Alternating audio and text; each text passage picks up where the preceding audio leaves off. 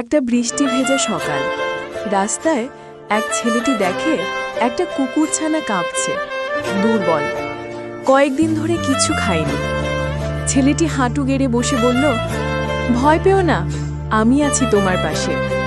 সে কুকুরছানাটিকে কোলে তুলে বাড়ি নিয়ে যায়, খেতে দেয়, যত্ন নেয়, বুকে চেপে ঘুমায়। দিন যায়, মাস যায়, কুকুরছানাটি বড় হয়। দুজনের সম্পর্কটা তখন বন্ধুত্বের থেকেও বেশি হয়ে গেছে।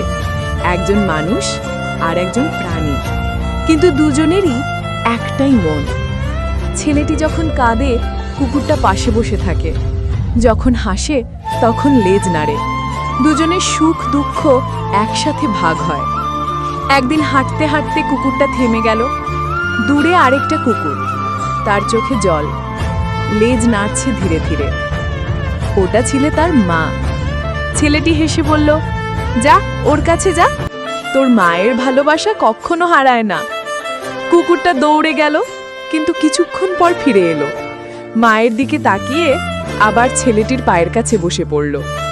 ভালোবাসা মানে ছেড়ে দেওয়া নয়, ভালোবাসা মানে ফিরে আসা। ভিডিওটি ভালো লাগলে সাবস্ক্রাইব করবেন।